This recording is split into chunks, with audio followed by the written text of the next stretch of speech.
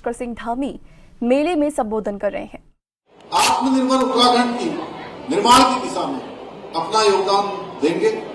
भाइयों बहनों, हमने जनता के हितों को सुरक्षित रखने के लिए कठोर और ऐतिहासिक निर्णय भी लिए हैं, जिन्हें विपक्ष ने तुष्टीकरण की राजनीति के कारण कभी लागू नहीं होने दिया। अभी सुबोध भाई ने कहा, हमने सबसे पहले देश में समान नागरिक संहिता का कानून लागू करके सभी धर्मों के लिए एक समान कानून के सिद्धांत को लागू कर संविधान की आत्मा का सम्मान किया है। भारत का जब संविधान बन रहा था, उस समय संविधान बनाने वाले संविधान के निर्माताओं ने भारत के संविधान में ये प्रावधान किया था कि उसके अनुच्छेद 44 में देश के अंदर रहने वाले, चाहे कोई किसी वर्ग का होगा, किसी पंथ का होगा, किसी समुदाय का होगा, देश में सबके लिए एक समान कानून लागू होगा। भाइयों बहनों, मुझे आप सबके समक्ष ये कहते हुए आज गर्व हो रहा है कि देवभूमि उत्तराखंड के अंदर ये कानून सबसे पहले देश में लागू हो चुका है। वहीं हमने सख्त नकल विरोधी कानून लागू करके प्रदेश के अंदर नकल माफियाओं पर प्रहार किया है और युवाओं के भविष्य के साथ खिलवाड़ करने वाले माफियाओं को सलाखों के पीछे पहुंचाने का काम भी किया है। इसी का परिणाम है कि पिछले 4 वर्षों में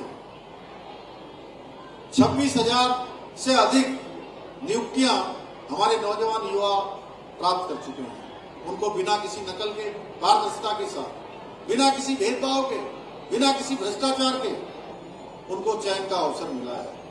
भाइयों बहनों, ये जो क्रम है हमने तय किया, हमने संकल्प लिया है कि ये क्रम किसी कीमत पर रुकने वाला नहीं है। हम युवाओं के हित में लगातार फैसले लेते रहे हैं। युवा नौजवान हमारी प्राथमिकता में रहे हैं, इसीलिए हमारा ये संकल्प है। और ये 26,000 से अधिक नियुक्तियां इस बात का प्रमाण है कि राज्य बनने के बाद 25 सालों में जितनी नियुक्तियां हुई हैं, उन नियुक्तियों का अगर हम अनुपात निकालेंगे तो ये 2/3 से भी ज्यादा है। भाइयों बहनों, 2/3 से भी अधिक है। कुल नियुक्तियां 40,000 के आसपास हुई हैं और पिछले 4 सालों में यह आंकड़ा 26,000 से अधिक पहुंच गया है।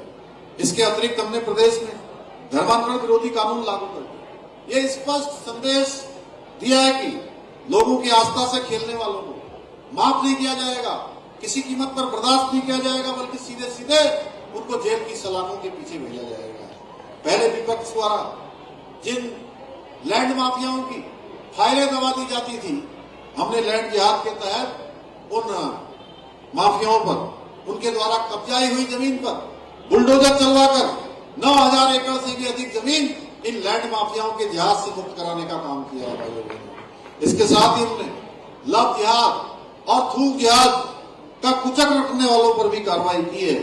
भाइयों बहनों, कुछ लोग अवैध मदरसों की आड़ में बच्चों को गुमराह करने का षड्यंत्र रच रहे थे, लेकिन हमने ऐसे मदरसों पर कार्रवाई करते हुए 250 से भी अधिक अवैध रूप से चलने वाले मदरसों को सील करने का भी काम किया है कि देवभूमि में इस प्रकार की संदिग्ध गतिविधियां नहीं चल सकती।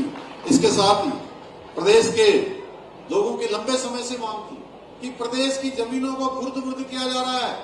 बड़े बड़े भू माफिया जमीनों का बड़ा लैंड बैंक बना रहे हैं और यहाँ के जो मूल निवासी हैं कहीं न कहीं उनके हितों को प्रभावित कर रहे हैं। भाइयों बहनों, उत्तराखंड की जनता के हित में हमने पहली बार राज्य स्थापना के बाद प्रदेश में एक सख्त भू कानून लागू करने का भी काम हमारी ही सरकार ने किया है।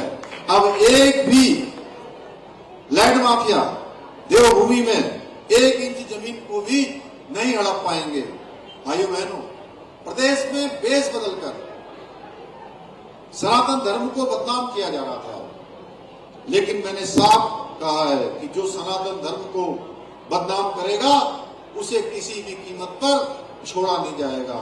इसलिए हमने प्रदेश में ऑपरेशन कालनेमी चलाकर ऐसे पाखंडियों पर भी कड़ी कार्रवाई की। इसके साथ ही हमने प्रदेश में मदरसा बोर्ड को भी समाप्त करने का निर्णय लिया है। भाइयों बहनों, इसमें पूरी तरह इस कानून के लागू हो जाने के बाद 1 जुलाई 2026 के बाद प्रदेश में वही मदरसे संचालित हो पाएंगे जिनमें माध्यमिक शिक्षा बोर्ड के द्वारा चयनित सिलेबस को पढ़ाया जाएगा, जिसमें चयनित सिलेबस माध्यमिक शिक्षा बोर्ड का होगा उसमें जिस मदरसे में नहीं पढ़ाया जाएगा उसका पंजीकरण 1 जुलाई 2026 के बाद उसको समाप्त कर दिया जाएगा।